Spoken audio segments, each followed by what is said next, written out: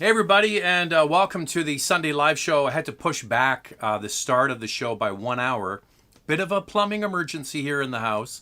Our main sewer line backed up. If you've ever had that, you know that's fun. So we had to wait for the plumber to come and auger out the main sewer line. And he showed up just before I was supposed to start an hour ago. So anyway, he just left. The plumbing is working. You can now flush the toilet and have a shower and all that stuff. So we're back in business. So that's good. All right. A few things. Don't forget Car Cost Canada. If you're looking for a deal, and everyone's looking for a deal with all of the car shortages right now, you need any help you can get, go to Car Cost Canada, sign up, use the promo code MOTORMOUTH, the name of the channel, and you become an expert member. It opens up free searches for you. If you're searching for a car, they tell you what the car costs. That's important information when you go into a dealer. You know what they paid for the car. Any incentives or rebates, any kind of little secret things you wouldn't know about, it's all on Car Cost Canada. And then Canada Drives, 100% online shopping for used cars. And in most areas in British Columbia, in Alberta and the GTA, they deliver it to you the same day or the next day, and it's absolutely free. They show up in a trailer and drop the car off. So if you're looking for inventory, a lot of people can't find cars to buy. So if you're looking for a car and you don't know where you can find one right now, go to canadadrives.ca and do all your searching there. So it's now throughout British Columbia, Alberta, and Southern Ontario. Okay, and going to be expanding to the rest of the country. All right. A bunch of stuff coming up. So the Taos video went out yesterday morning. Hopefully you watched that. It was a fun vehicle. We're doing a comparison, the Taos and the Seltos, this week. And then on Wednesday, we're going to have the RAV4 TRD. No, I was going to say TRD Pro. It's not a Pro, but it's just the TRD version of the RAV4 will come out on Wednesday. Next weekend, it'll be the Grand Wagoneer, the big boy. That's going to be coming out next week. And then we're doing some traveling over, not this week, but in the next 2 weeks. We're going to be going to Gatineau in Quebec, the other side of the river from Ottawa, to drive the Corolla Cross. So that'll be interesting. A lot of interest in the Corolla Cross. And then the next week, we're gonna get as many videos as we can done with Volkswagen. So the new GTI, the new Golf R. Hopefully we're getting our hands on the Tiguan and the ID4. So we're going to be in the Niagara region for a few days, and we're going to do as many videos as we can on those vehicles. We might not get all of them done, so the order would be GTI and Golf R and the Tiguan. The ID4 we might have to wait until one shows up. Okay, we do have some pictures here. So let's get into the pictures. I forgot to tell everybody, if you want to send a picture in over the last few shows, so I did last time and you did send them in, send them to zack@motormouth.ca, ZACK@motormouth.ca, or ZACK@motormouth.ca. All right, our first one is... This is James, sent a picture of his Bronco Sport. I really like this. I haven't had a chance to drive it with the 1.5 liter 3-cylinder, only with the larger 2 liter EcoBoost, but with that engine, it's very good. Next, this is John sent a picture. This is a Pro. This is a TRD Pro, and I like the snorkel, so you can go swimming with that. Next up, we have a beautiful, Morgan sent this in from Colorado, and you can already see they had a light dusting of snow in the background. He said that's all since melted. This is a 991 that he had wrapped in Miami blue and looks fantastic. Great looking car, wonderful car. Then we have a GTO. This is from Eddie. He sent a couple of pictures in. This is a 1970 GTO, the Judge. It's got a Texas license plate on it, so I'm assuming he's in Texas. Okay, so we're all up to date with everything. Now we get to your questions. If you just have to have your question answered, you can always do a super chat. Don't be shy about that, and it helps support the channel. All right, first again, Barrick is back. What is your initial take on the new SI, the Civic Si? Since it lost 5 horsepower from the previous generation, do you think it will deter anyone? Thanks. No, because numbers, like it shouldn't anyway. This is one thing that drives me crazy. People could talk about, oh, the car's no good because it's got 5 less. Like nobody's driven it. So numbers don't mean anything until you actually drive the vehicle. So what Honda has done is they've taken the engine and they've calibrated the turbos to give more torque at lower RPMs, to give you more of a usable power band. When you have a peaky engine with higher horsepower in the rev range, it's not that satisfying to drive in everyday situations, especially in stop and go traffic. So they've improved the torque band and lowered it down. And I'll take torque over horsepower any day of the week. So it should be good. I mean, the platform is fantastic. The car looks good. Manual transmission. It has rev matching out of the Type R. So it should be a lot of fun to drive. And I do like the Civic Si a lot. So I read the press release said it has a manual transmission. There was no reference to if an automatic is available, but I'm assuming that they're not going to do that. They're just going to have it as a manual, I should say.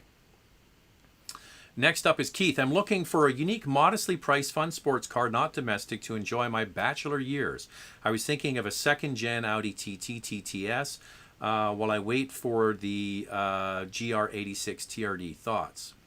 I would get a Miata. Get an MX-5 Miata. Hands down, the best car on the road for the money. And you don't shy away from it because you think, oh, it's a chick car. Just drive it. You'll love it. Has the bomb cyclone hit yet? I saw pictures of the 2022 GMC trucks. The interiors are much better. So, weather update. We have a massive low pressure system off the west coast here of Vancouver Island. It's been affecting weather all the way from the Gulf of Alaska down to California to the Baja Peninsula. So the good news is California, Northern California is getting rain. And here we have a big windstorm that hit the Prime Minister's favorite place to surf, Tofino, with massive waves today. And that windstorm is going to shift and hit parts of the Vancouver area overnight through tomorrow. Nothing really yet. We've had some rain and we're waiting for the wind. My son is over on Vancouver Island. I played football today and is coming back with his team on the ferry. And we're kind of wondering, is the ferry going to get canceled? But we'll have to wait and see. So he might be sleeping in the ferry terminal. If anybody in Nanaimo wants to put up a football team, let me know. Yes, and you're right. The GMC trucks, late last week, I think it was even Friday, they dropped the press release about the Sierra, the pickup trucks with updates to the interior. Nothing like competition to get things moving along. So what happened? Tundra came out. So GMC has tweaked their trucks. Chevy will follow suit. Much nicer interiors, which is good. Carter's here. Good evening. May you share tips on new car pre-delivery inspection and what you look for. Found a transit spacer that prevents bumper scrapes, not removed upon delivery once. Good thing I caught it.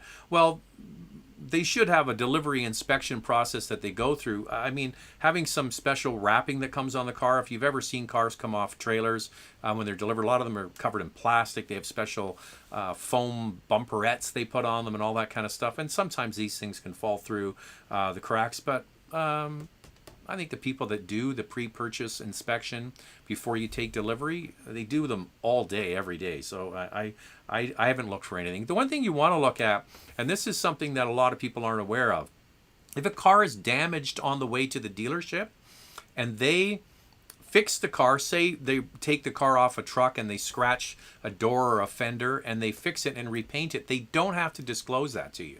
So you should have a good long hard look at it to make sure that there's maybe not been some fixed damage on the car. I mean, there's been stories of cars falling off trucks and them fixing them and selling them as new. These things do happen. Hello, dear Zach.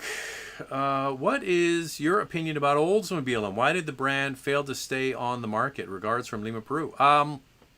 It was just too many brands. General Motors had too many brands. They had Pontiac that went away, Oldsmobile that went away, Hummer that went away, Scion that went away. What other one? Saturn. No, Scion was not. Saturn was another one. They just were too heavy in brands.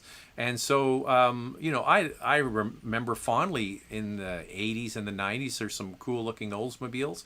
But the one I don't understand is in North America why they didn't keep Pontiac, and obviously they kept Buick because Buick in China is a huge brand.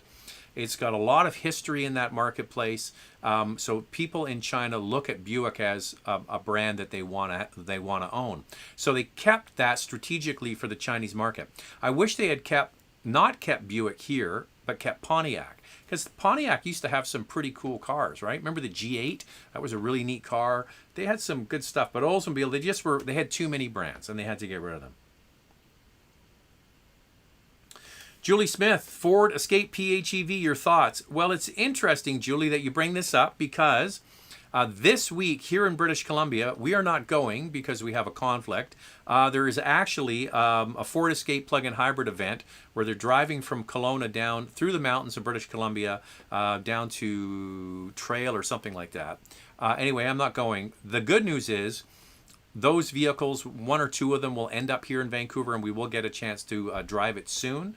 The one thing I will say about the Escape, and the one thing I'll say about Ford generally when it comes to their hybrids and electrified vehicles, is they're doing really well when it comes to fuel economy. So the most efficient hybrid SUV right now is not the RAV4, it's the Ford Escape. And the PHEV, I'm really excited to get a chance to drive it. And I'm not sure if you saw the news that came out last week. Ford's official EPA numbers for the Maverick pickup truck that's just about to be put on sale. So that's a hybrid pickup truck. Front-wheel drive is 5.6 liters per 100 kilometers. I think that's like over 30-something miles per gallon in the United States. So the fuel economy on that is very, very good. So Ford has done a very good job with the fuel efficiency targets for their hybrids and hopefully with the plug-in. So as soon as we get it, we'll do a review on it. Looking forward to driving it. People always hate Hyundai for having a lot of lines and creases and changing it every year. It's probably costly anyways compared to straight smooth bodywork such as Audi. So why do they do it? It's just, listen, they've had sweeping lines. Remember they had that design language called fluidic sculpture. The Sonata came out years ago, the Hyundai Sonata that had that flowing hood. And now they've gone to these sharper lines. Very crisp lines, very sharp lines in metalwork, especially running the length of the car from the fender to the door to the other door and say the rear quarter panel. To get them all lined up is very tricky in the pressing process.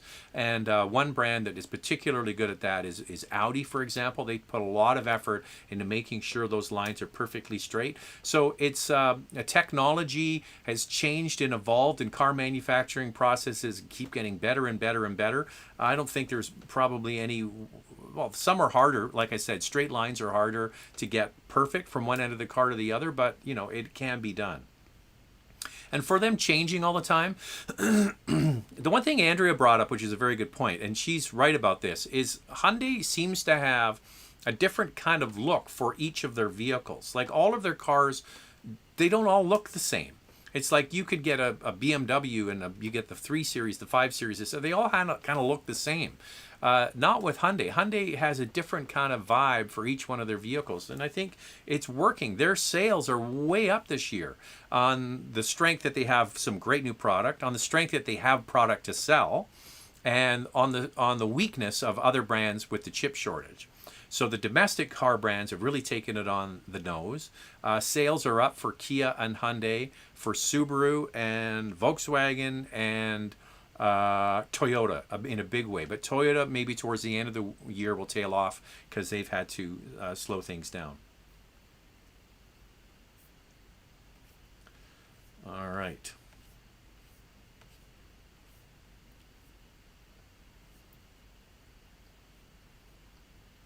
I want to get my daughter a Corolla. Should we get her the L trim or the LE? The LE worth the upgrade. Well, Stephen, off the top of my head, I can't remember what's in each trim. You know, you're going to want certain things, like you're going to want heated seats. Like, that's just cruel. You don't want to have your daughter driving around cold, do you? So I'm not exactly sure. You have to decide what you think is more important. I think you go from steel wheels and hubcaps to alloy wheels. That looks better. It's really all about budget and what the features are that you have to have. I was curious if you guys remember any negatives about the Tucson you drove a while back. A lot of reviews love it, but I was wondering if you remember any glaring issues. Thanks so much. Well, my only issue with the vehicle is the center console is all sort of like a screen, right? On the bigger screen, there were no buttons or anything on it. It's all touch sensitive. On the smaller screen, you do get some redundant controls around the outside. So as much as everybody likes the bigger screens, go in and look at them both and see which one you like. If you get the one with the smaller screen, you get some redundant controls, which I think is good. The bigger screen, not the case. Now, if you've been here regularly, you know I've talked about this already. I shouldn't be telling you guys this over and over, but unless something really comes up between now and the end of the year, it's going to be my car of the year, without question. I think they just absolutely hit it out of the park. It looks different, but looks good. It's big. It's got a big back seat. It's got a big cargo area. Lots of powertrain choices. You've got the gas engine, you've got the hybrid, you've got the plug-in. I mean, they're just doing a lot of stuff right with that. And if you don't like that, and you want to get something that's a little different, then the Santa Fe is essentially the same platform, and you can have a Santa Fe with a similar engine and platform. Jerome is here. Good to see you, Jerome. Stay safe with the bomb cyclone. With the Integra coming back, is there another discontinued car wish to be sold again? S2000 Corrado. I would love to see the Corrado. That's not going to happen. Scirocco, Corrado. There's loads of cars. Celica, Prelude. I could go on and on and on. Remember the Honda Del Sol? That was a kind of a funky little thing. There was lots of cars that were sold that just have gone away. Yeah, the S2000, it's interesting. It has this sort of cult-like following, and people just love the S2000. I never loved it as much as everybody else. When I drove it, because it was a very high revving, the horsepower was all in the upper rev range. It didn't have a lot of torque. It actually, in many ways, the BRZ or the BRZ or the Toyota 86, the current car, not the new one, has the same issue where you have to really rev the engine up to get the most out of it. I never loved it as much as others. I still prefer the Miata over an S2000 or an MX-5, I should say. The Corrado was really cool. Scirocco was great. The VR6 in the Corrado, when I first started test driving cars in 1992, so we're coming up 30 years next year, one of the very first press cars I got was the Corrado in 92 with the VR6. And man, it was red, black interior. It was just, and the sound of that thing, holy man. Yeah, beautiful car. Not reliable, but a cool car. Hey, Zach, how is your personal experience with Porsche subscription program? Well, we should be quite clear that we did not pay for that. We were given a test of it. And we were able to pick a couple of cars, and they picked them up and dropped them off. That was done through Porsche Cars Canada. They reached out to us and said, we'd like you to have some cars to drive. We'd like you to also experience the Porsche subscription service. And we said, sure. So we talked about it a little bit and told everybody what it was. But I don't think... we did actually have one person that sent a picture in maybe a month ago, and they actually got, what was it?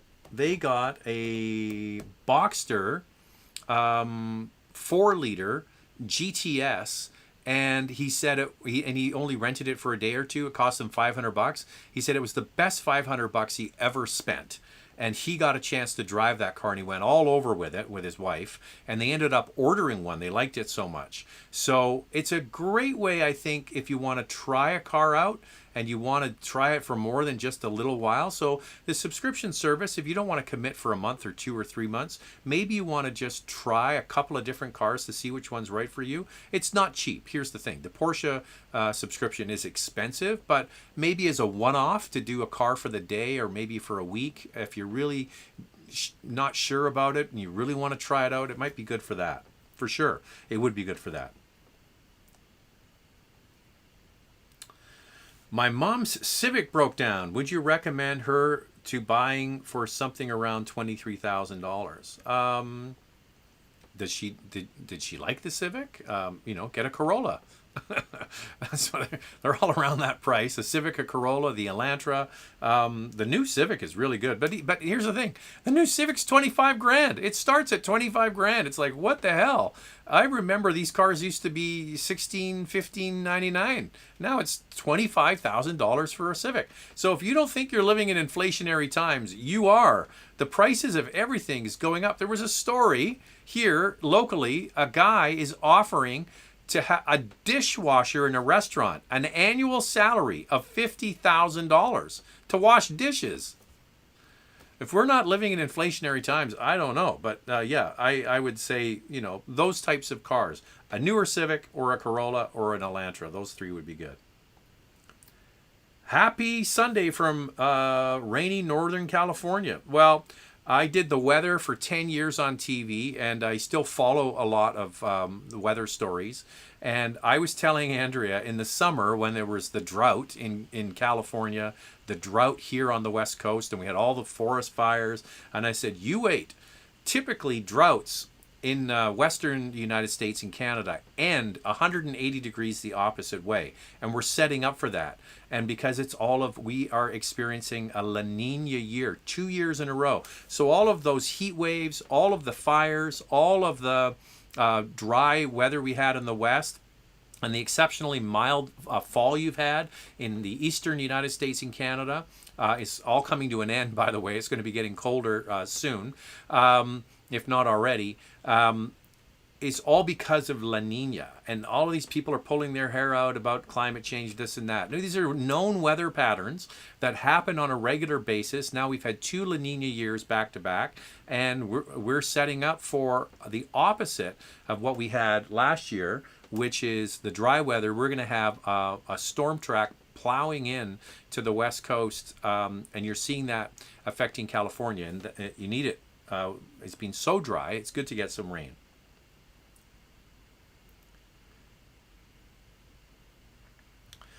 What's up with those spy shots? Are they really spy shots or just leaked on purpose by the car maker? No, these are real spy shots. There are places in the world where they often test cars. So Death Valley in California, they're always testing cars there in the heat to try hot weather testing.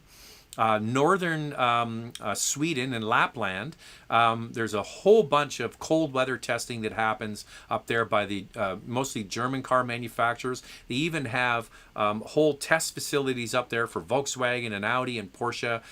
Northern Canada, they do testing up in Kapuskasing and Sudbury and cold weather places. The other one is Colorado. They go across the Continental Divide, through the mountain passes for elevation. So these are known places where they do real-world testing with cars, and the car spotters go there and they wait. And when you're in like Colorado, for example, you'll be driving along a mountain pass, and you'll see what are called test mules all the time. And they're camoed up. When we were doing one in Death Valley with Volkswagen, they had an Atlas all camoed up that we had a chance to drive. And when we were out there, we saw Mercedes-Benz. We saw a bunch of different brands all doing their hot weather testing. So no, they're real spy shots. They're not leaked by the manufacturers. And there are people that just sit there waiting to get pictures of the car. Hey, Zach, I'm thinking of buying a pre-owned car at my local dealer in Nova Scotia. Got my eye on an 18 RAV4 Limited and a Qashqai. Both are all-wheel drive and fully loaded. Do yourself a favor and get the RAV4. The 2018 RAV4, the quality scores and the reliability scores on that are through the roof. It's a good old 2.5-liter 4-cylinder and the old 6-speed automatic transmission. My mother-in-law has the exact same car. She doesn't have the Limited, but she has the same year. That car, if you buy it and you look after it, will run indefinitely. Okay? Now, the Qashqai is a nice product. I like the size of it, and I think they've done a good job with the styling, and the inside's pretty good. But it has what's called a continuously variable transmission. If you're going to buy a car, and if it's between the two, get the RAV4. The 2018, if you can get it, buy that, and it'll run you, it'll do everything you want for years and years and years. Forester Sport or RAV4 overall? Well, it's interesting you bring this up because we actually did a comparison video on these exact two vehicles. The interesting thing is this is for the new RAV4, not the previous one I was just talking about with the last question. Is noisier in the RAV4. The Forester has a more polished, relaxed ride. The interior is arguably nicer now. They've upgraded the materials on the inside of the Forester, especially with the Sport. You get some flashes of color on the inside. They did a pretty good job. I would suggest that it's more comfortable, it's quieter. All of those things are true. Now, you get into the same situation as the last question. So now you're battling it out between a continuously variable transmission in the Forester or the 8-speed in the RAV4. We have a Civic with a CVT, and in that application, I think it's fine. I would prefer in an SUV to have a conventional automatic. So for that, it would lean towards the RAV4. But I would suggest the Forester is more comfortable, quieter, nicer seats even. This is Sky asking it. The RAV4 is $50K. It's going for 27. The cash guy is 35. Yeah, get the RAV4. You'll be happy. Cheers from the BC Rockies. You got this. All right. Nice to have you here. Yeah, that road trip they're doing this week with Ford. Where does it go again? It goes down to it starts in the Okanagan and they drive through the Kootenays. It should be a beautiful drive. Okay, I've answered those already. Can you make a 2021 Tesla Model Y video? Well, Tesla does not provide vehicles for people like us to drive. They just don't. They don't even have a PR department. Anybody I can reach out to doesn't exist. They're like no other car brand. But we have reached out to a Tesla rental place here in Vancouver where you rent Model 3s and Model Ys. So we're working with them. They're doing a bit of an expansion right now, so it's not a good time for them to give us a car, but we're working with them to get one. Has it snowed there yet? No snow here. In the mountains we had snow a week or so ago, but then we've had very warm weather and the freezing level has gone up. So I would say even in the mountain passes, no snow yet. Hello from Berlin. Love your channel. Never been to I've been to Germany so many times on car events. So many times. We always fly into Munich. We always fly into Frankfurt. We get to travel around some parts of Germany. There was a Volkswagen Beetle launch event in Berlin, and I couldn't go, and I was really disappointed because that's one city I'd love to see. Very cool city, lots of cool art, cool places to see. I'd like to go and visit Berlin. So thanks for tuning in.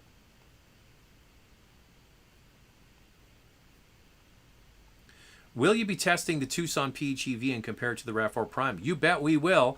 Apparently, it's on a train on its way here and should be arriving anytime soon. Anytime soon. So as soon as it gets here, we will grab it. Don't you worry about that. Still summer here in New Jersey, beach weather. Not for long. There's a change coming.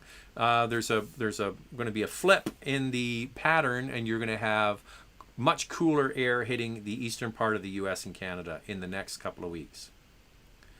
Why people pay top dollars over MSRP on Kia and Hyundai products? Do we do that here in Canada? No. And the reason why is it is against the law to charge over MSRP in Canada. In the United States, they don't have that. Well, it's all state by state there. But retailers, when there's so few cars and you get a hot model like the Telluride, for example, there were stories of Telluride selling for $15,000 to $20,000 over MSRP. Same thing for a Bronco. Guys are getting their Bronco and then reselling it for more than its original MSRP. So one way the dealers here kind of get around that is they can register a car, put a few hundred kilometers on it, and then sell it as used. And then they're not bound by those regulations as a used car, even though it's really only got, a few miles on it. The other one is services they're allowed to charge for. So they might say, okay, we're going to sell you this car. The price is $30,000. We're selling it for $35,000 because it has a $5,000 paint protection film on it or something like a coating. And you're like, well, I can get that done for $1,200. And they're like, well, we charge 5. Do you want it or not? So that's what they're doing. They're adding in features that the dealer said they've installed, and just overcharging. That's how they get around it. So if you don't like it, don't buy. That's my advice. If you just don't think you can stomach paying over retail, then wait. The good thing is that most cars today, if you look after them, should continue to run. If your car's really old and clapped out and you just need to get a newer car, well, I get it. But most people, they don't have to get a new car. You could wait until hopefully all of this starts to ease off. So I don't know if you heard the new one. So the new one is, with this supply shortage of the supply chain shortage and things going haywire in the world. So we have the chip shortage. They're starting to get on that. They're expecting by the second half of next year that should be rectified and they should be catching up with the chip shortage. But wait, we're not done yet. The supply chain apparently now is running low on magnesium. And magnesium is used in almost all alloys, especially used in making aluminum alloys. And I read this article and I didn't know this. Apparently, you can't stockpile magnesium. It oxidizes, and something happens with that element. And once it's mined, it has to be used fairly quickly after the fact. And there's a shortage of magnesium in the world, which means every car manufacturer would be affected. And you heard it here first. Stay tuned on that one. We could be in for even less cars next year. I don't know. Why isn't there any reviews on the gas Tucson? All reviews seem to be the hybrid. I would assume the gas model is the biggest seller. I know, it's frustrating. Trust me.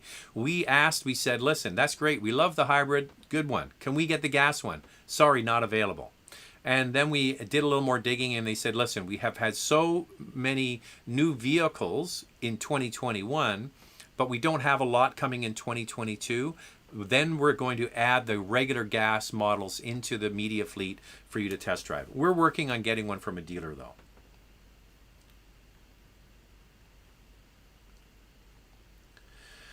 When do you predict the dealers will get more inventory? In Ontario, dealers are laying off sales staff. Well, it all comes down to the brand and how they're regulating their flow. Apparently it's hitting Nissan next. Nissan has been fairly good and they've had inventory shortages, but now it's really starting to hit them. Some brands have really struggled, the domestic brands, General Motors, Ford, FCA, Stellantis. It's hit Toyota exceptionally hard in the last few months. So we're not through this, and it's not going to be anytime soon. The short answer is nobody really knows, but the worst is not over yet. We're still in the trying to turn the tide on that. Most of the articles I read with executives at car companies say we're getting towards the turning point where things should start to get better, but we're just going to have to wait and see. Right now, it's bad news. If you're a specific dealer, like for example, we were getting a Subaru, and they said they had Crosstreks. They were very happy that they had Crosstreks, and they were very happy that it had Foresters. But a lot of the other cars, they just didn't have any. So it's really, if you're in the market for a car and you can wait, order the car and wait for it to come. Just work with the dealer. Say, I want to get a, whatever it is. Say the new Nissan Frontier. You order it and wait for it to come. That's my best advice. Raj is back. Hey, Raj, nice to see you. Hope all is well. I'm shocked at the commitment by manufacturers to go EV, given the late of charging stations. Do you think every manufacturer should use the same charging? Well, they're trying to get to that. There is pretty much a standardized plug. General Motors were the ones that developed it, and everybody uses it except Tesla. For the most part, they're all standardized, and they're working on that. I would suggest that it's probably going to be legislated. I'm not sure if you follow the story in the European Union. They're wanting to mandate that all electronics for your laptop or computers or phones goes to the USB-C port, which would force Apple to ditch their special plug and adopt the USB-C. So what they want to have is a standardized plug for every device, so we don't have all of these millions of cables. You can reuse the same cable for all of your different devices, and that's what they're trying to do for electronics, to get rid of waste. And I think that that's probably what's going to happen, is it eventually just get to the point where you're just saying, this is ridiculous. Everybody should have the same thing, and everybody's charger should work with everybody else's cars. Oh, there he is, DJ Pleasure Seeking Missile, my favorite handle that we've had here on the live show over the last couple of years. And Mr. Pleasure Seeking Missile hasn't been here for a while. So good to see DJ Pleasure Seeking Missile back. Good evening, Zach. Glad to watch the live show finally. Got myself a Miata a few months ago, and I have to say it's the most fun car I have ever owned. Cheers. Well, that is good to hear, and absolutely true. Pound per pound, dollar for dollar, there is no, it's just the perfect little fun. It's so fun. It's just like, it's raw. It's got great feedback, great steering. You actually have to work at it to get it to drive. Cars that are really powerful and do all of the work for you, they're not as much fun to drive as cars that you have to wring out a bit more out of it. And the great thing about an MX-5 Miata is that the longer you own it, the more you get to know it. It becomes a dance partner. Manual transmission, it's just a load of fun. So I'm glad you got that car. Good for you. Oh wait, we got a super chat here. Did I miss a super chat? I might have. Oh my goodness. I'm sorry about that.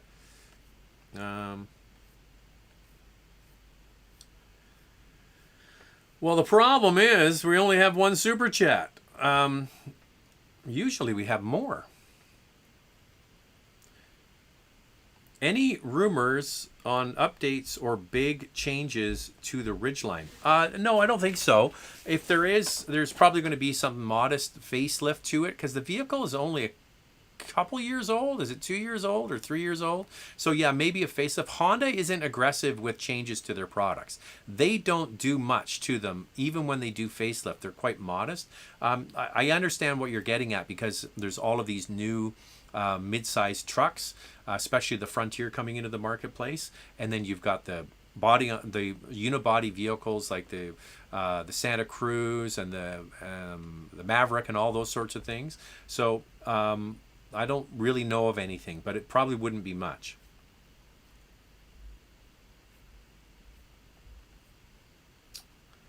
I'm gonna find out where it was.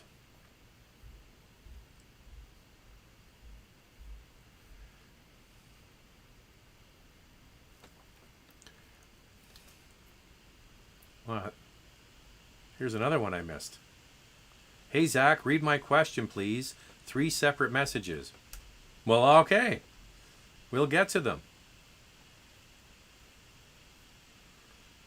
I don't know where yours are, though. Okay, I think we're getting to them here.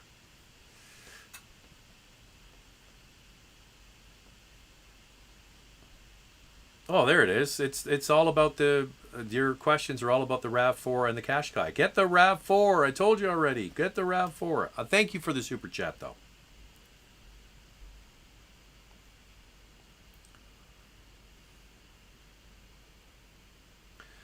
Hey, Zach, would you choose between a Mitsubishi Outlander and a Toyota Highlander Hybrid?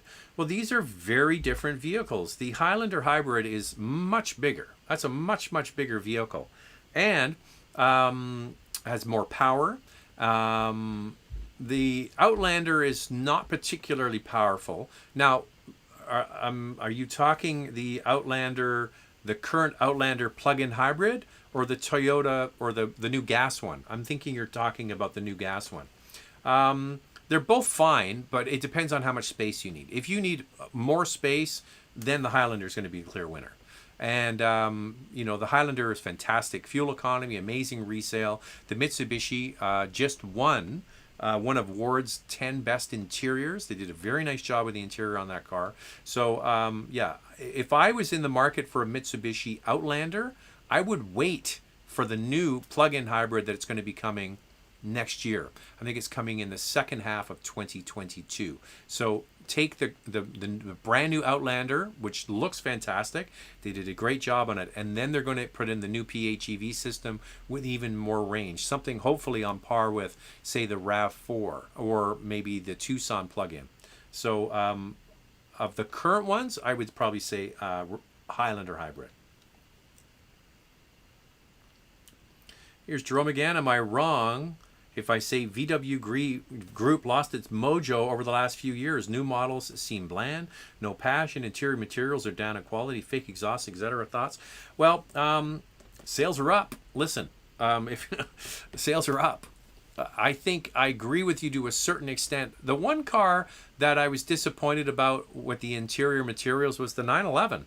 You know, as that sort of cheap plastic center console. The switches with the 992 looked like they were just out of a Volkswagen Golf. In fact, they changed them. I guess they are so cheap looking, they've updated them to something a little bit better.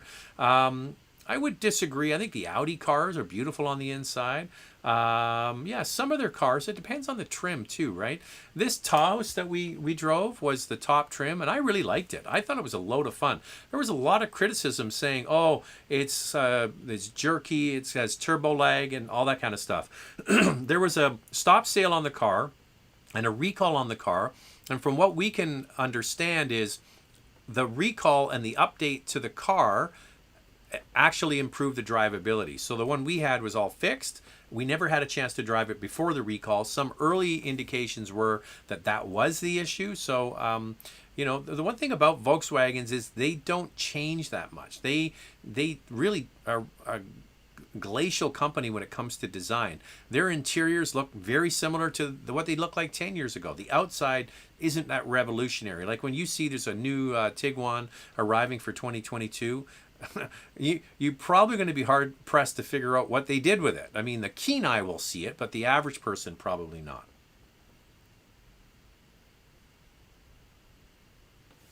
Hey Zach, which one would you buy? A 2020 Lexus NX with 50,000 kilometers, or an 18 NX with 36? Well,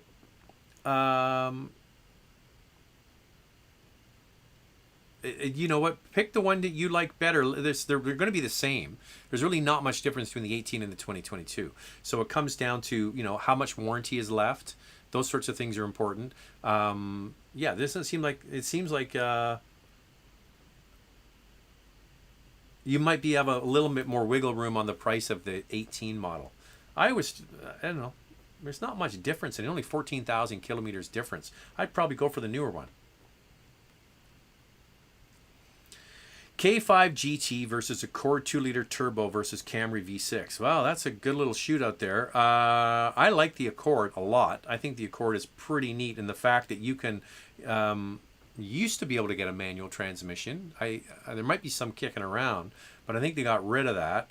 The V6 and the Camry, you know, get it while you can. That's not going to be around forever. The fact that they actually put a V6 in is something quite unique and different. So. And then the K5 GT, that's a lot of power going through those front wheels. They're all great cars. They're all different, though. I don't love the looks of the Camry, I got to say. I would say the Accord is a nice-looking car. I think the K5 is the clear winner when it comes to design.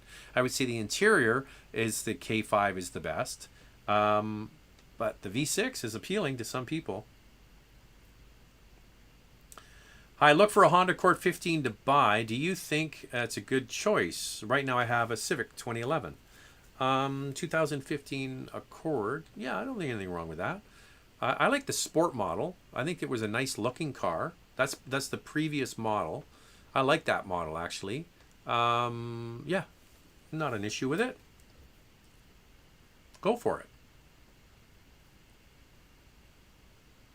Here's a good line. Horsepower is what you want, torque is what you need. There's the other saying is you pay for horsepower, you use torque, which I like that line.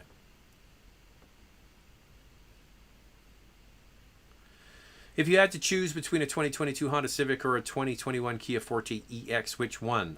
Both of them have a continuously variable transmission. Honda Civic is brand new. The Forte only came out about 2 years ago. They're both very nice. I would probably, just for resale value, go with the Honda Civic. I mean, it's a Honda Civic. I mean, they're so easy to sell. They hold their value. I mean, our Honda Civic we bought was 3 years old when we bought it. I mean, they just work. Which one are you talking about? The Civic 2-liter or the 1.5 turbo? If you're thinking of getting a Civic, probably stick with the base engine, the 2-liter. That would be my advice. Is there a reason why hybrids can't be 6 cylinders like for the Sienna? Absolutely. I mean, the Highlander, the previous Highlander hybrid was a V6 hybrid. So yeah, they can't do it. The reason that they're doing 4 cylinders is you're using, 2 less cylinders, using less fuel. They make up with it with better torque from the electric motors. So they believe that they can calibrate the hybrid system of the electrification to add that low-end torque that you want to accelerate away, and then the efficiency of a 4-cylinder for driving at steady speeds like on the highway. In most instances, I would say it works. In the Sienna, for example, I didn't love it. I liked it way more in the Highlander, even though it's a similar platform, it's a shared platform. The Sienna is heavier, and you notice it. It does show itself with that vehicle. But the Highlander, I thought was fantastic. And did you miss it from having the old V6? No, because the system is calibrated to actually deliver better drivability because they're using more of the electric motor to do the early acceleration work when you take off. I think they did a good job with it.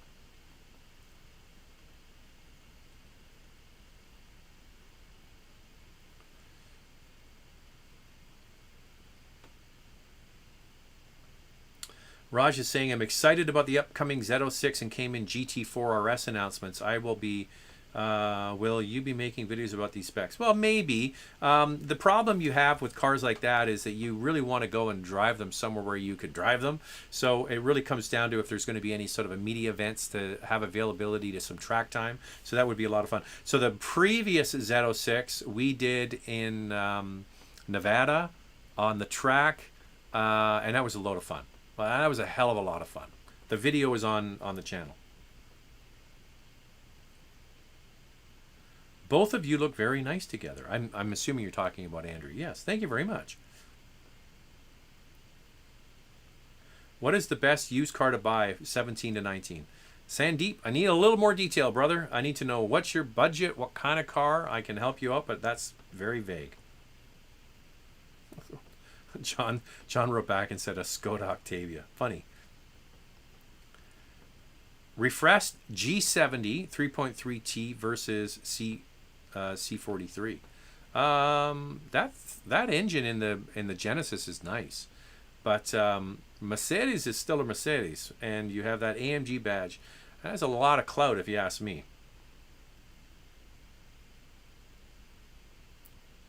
Can you make a 2021 Toyota Corolla Hybrid? There is a video on the Corolla Hybrid on the channel from a year or so ago, maybe 2 years ago. Nothing's changed. It will be exactly the same car. Maybe the price has changed a little. But if you're interested, go on the channel and search Corolla Hybrid. There is a video. It's just me. Andrea wasn't in the video then. But there's information on it. I think the Corolla Hybrid is a really good product. It actually has better acceleration than the regular Corolla because of the same thing. They're utilizing that electric motor to get that initial launch. So it's in the city a more satisfying car to drive than the regular Corolla. Here's James saying, after watching a review of the Q3, I just bought one. I took your advice and got the Technic. I pick it up on Wednesday. Thanks from Ottawa for the great reviews. Cheers, Jim. Well, Jim, we're going to be flying into Ottawa next week. Yeah, we're coming into Ottawa. We're going across the river to Gatineau, and we're going to be at the Corolla event. So that'll be a lot of fun. We're only there for like 24 hours, and then we fly home. So, yeah, good to be in the nation's capital. And congrats on your car. I think it's a great product. You're going to love it. I always forget that Sundays nights now. You're not synced, by the way. Oh, that's the first I've heard of it. And if it's not synced, it's YouTube. It's not me. Nothing has changed here from week to week. There you go. James has got the number. The Maverick EPA is 42 miles to the gallon, and it's incredible fuel economy. Like I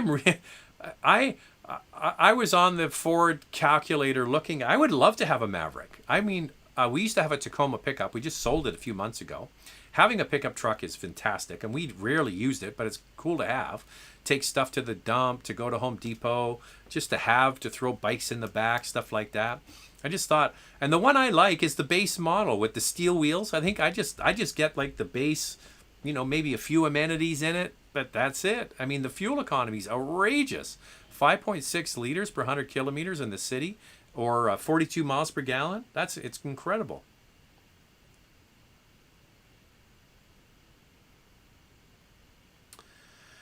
What's your opinion on Tesla hiking the price of their cars multiple times in a year? For instance, the Model Y has increased 4,000 US in a year, and half on the model has been out. Well, the one thing, going on their website and seeing what they charge for them here in Canada, Teslas are expensive cars. I mean, they don't qualify. None of their cars qualify for the EV rebate because they're all over $45,000. I think it's 52 now. Is the cheapest one, Model 3, you can get in Canada. The Model Y is like $70,000, which goes to my whole thing about Tesla that I've said for a long time. It's a status symbol. You used to have a Mercedes or a BMW or whatever. Now, a status symbol is to have a Tesla. So as much as it's great that people are adopting electric cars and they feel like they're changing the planet and all that kind of stuff, that's great. But for a lot of people, it's a status symbol. We live here in Vancouver. Vancouver car culture is so status driven, you have no idea. We have a massive Asian population that lives here in Vancouver. I'm just generalizing here. There's a big component of that population that is really into prestige cars. As a percentage of population, there are more high-end cars sold here in Vancouver than anywhere else in Canada.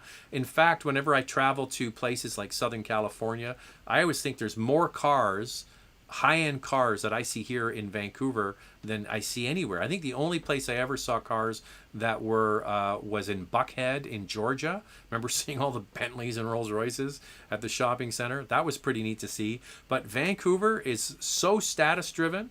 The high-end cars that are sold here would choke a donkey. It's unbelievable. And Tesla is huge because, in my opinion, I think it's a status purchase. I think people buy them because they want to be seen to be driving the newest, coolest, latest thing. I mean, if I ever see another Tesla Model 3 white one, I mean, they're just so generic looking here in Vancouver. They're everywhere. Should I buy a 2022 Silverado 2500 or send my kids to school? Oh, for sure, get the truck. Without question. And no braces either. Don't get them braces either. Have you seen the new Cadillac Escalade? That thing is huge. I'm shocked people still buy vehicles this big. Here's a news flash. They can't make enough of them. They can't make enough of these trucks. The fastest growing segment of the auto industry in Canada for the first half of the year were full-size trucks, body-on-frame SUVs and trucks. So that's all of the Escalades that rolled in, all of the Tahoes, all of the Denali's, all of the Silverados, not the Silverados, the Suburbans.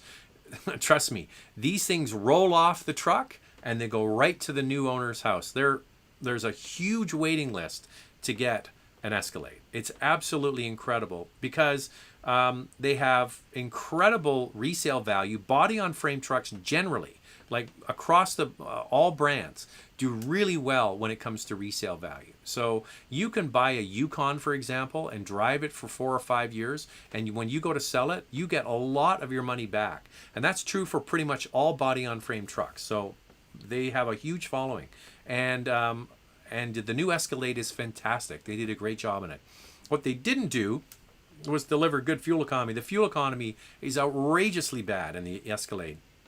And if I was going to buy one, I would order it with the 3-liter diesel because it almost halves the amount of fuel you use. It's incredible the difference with the diesel, how much less fuel you use. What would you choose between a first-gen base V6 Cayenne and a second-gen base V6 Cayenne? Do you recommend a specific model year? Okay, so I'm going to break it down for you. So from, was it 2002 to 2006, they had the base VR6. Is not the one I would get. I would go for the 2008. So the first gen one, if I was looking for one, I would look from 2008 to 2010. That was the VR6 that got a bump in horsepower to 290 horsepower, better in-dash technology. They did a facelift to it. I think it looks better. And then in 2011, they brought out sort of similar to what the current car looks like. That vehicle has a much, much nicer interior, like way nicer. You get things like Bluetooth. Can you believe it? Weren't included until 2009. So that model, the 2011 and newer, are good cars. The older one, the one I told you about, 2008 to 2010, is a much more capable off-road vehicle. If you're considering doing any off-roading, those early ones have the two-speed transfer case and a much more robust all-wheel drive system. When they switched to the 2011 Cayennes, they went with a shared platform with Audi and so on, and they removed the two-speed transfer case, and they went with a much lighter all-wheel drive system, which is great for driving on the road. We have one. And it's fantastic. But if you're going to consider doing any kind of off-roading, and the first generation Cayennes are getting snapped up by people who want to turn them into these safari builds and take them off-roading, because the word is out in the off-road community that first gen, that first model I mentioned, 2002 to 2006, and then 2008 to 2010. Those early first gen Cayennes, whether the pre-facelift or post-facelift, if you put the right tires on them, and you can do some pretty incredible things with them off-road. They were also optioned sometimes with a rear locking differential, not very common. You could also get air suspension, raise it up for doing off-roading. And the same is true with Touareg. Okay, Volkswagen had the same platform and the same kind of amenities in that vehicle as well. So the reason I would say go for the 2008 and newer Cayennes is you get more power, and the newer you go, the better the interior. So we have an '08 Cayenne, and we have a 2016 Cayenne, and the interior of the 2016 is light years ahead of the old one. Hey Zach, what do you think about the Audi A5 Sportback? A5 versus A4 versus A5 Sportback. They're the same car. They're actually called the A4 family. Internally with Audi, when you go to these events, you would go to an A4 family vehicle, and they're basically the same. So it's just an extension of design. So you're getting the lift back in the Sportback, for example, a sleeker look. So if it was an A4 Avant or an A5 or an A5 Sportback, essentially all the same vehicle. And I really like them. I think they're great products. I'm a big fan of the A4 family of vehicles.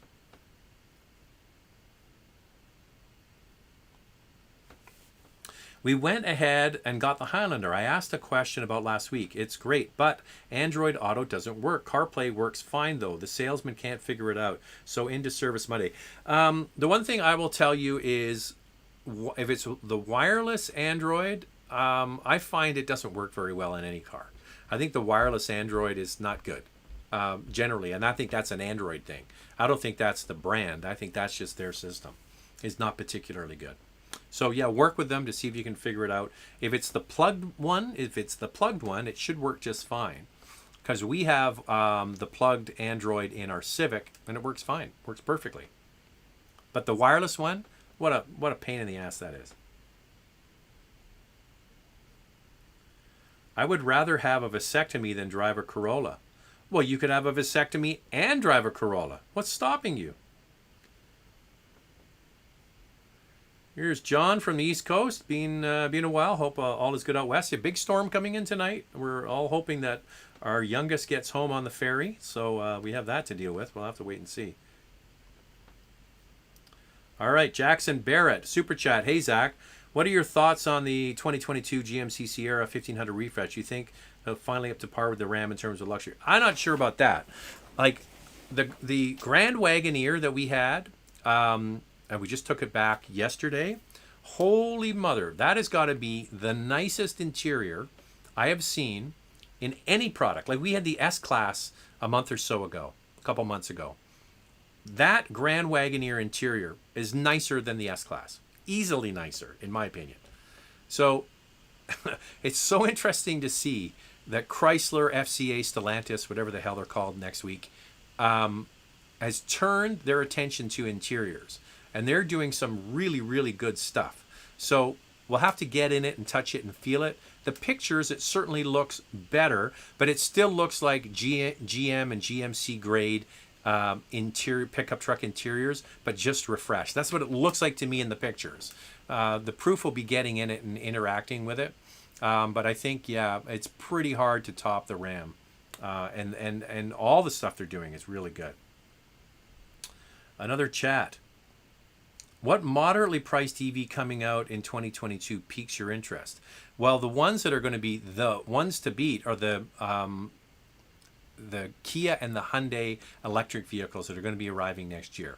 With the 800 volt system, the quick charging, like in 15 minutes, it's basically think about the Porsche Taycan kind of architecture. It has nothing to do with the Porsche Taycan. I'm not saying that. But the same philosophy and how they engineered their electric system is similar. So they went to an 800 volt system.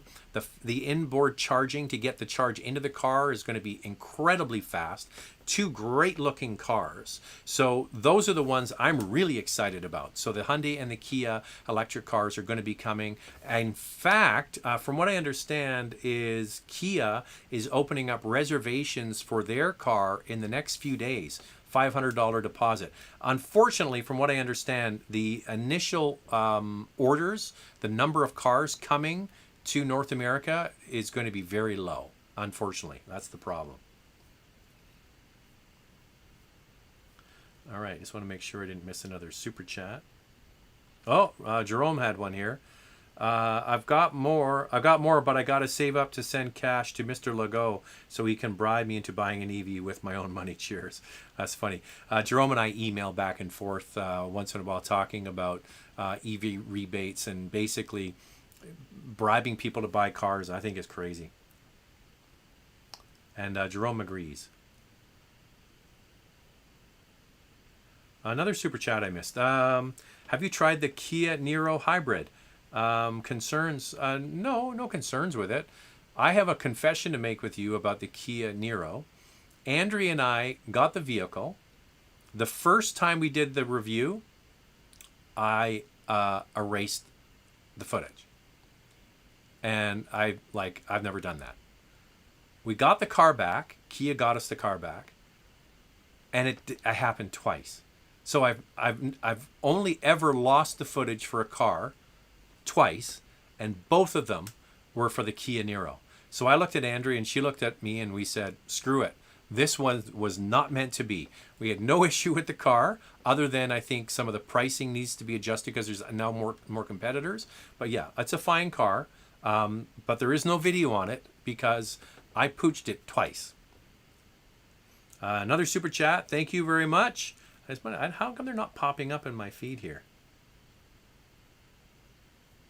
I'm not seeing them. All right. I think we are done, my friends. Thank you for coming at this time. I had to move it at the last minute. If you're just tuning in now, we had a plumbing issue. Our sewer line backed up, and we had to wait for the plumber on a Sunday. So anyway, that was the fun we had today. So anyway, we had to change the time. We will be back next week at the usual time, which is 4 p.m. Pacific. That's 7 p.m. Eastern. And thank you guys so much for tuning in. Make sure that you tune in. We're doing the Taos Seltos comparison will be dropping on Tuesday. On Wednesday, it's the RAV4 TRD. And Andrew and I were having a bit of a laughing fit, so we left some of the bloopers in there. Grand Wagoneer will be next weekend. Then we're going to Gatineau in Quebec, the Ottawa, Hull, Gatineau region for the Corolla Cross the following week. And then the week after that, we're going to the Niagara region to drive the GTI, the Golf R, the Tiguan, and hopefully the ID4. So that's going to be a crazy busy couple of days in Ontario. So we're going to get as many of those recorded as we can. So it's all coming up on the channel. So thanks to all of you for being here.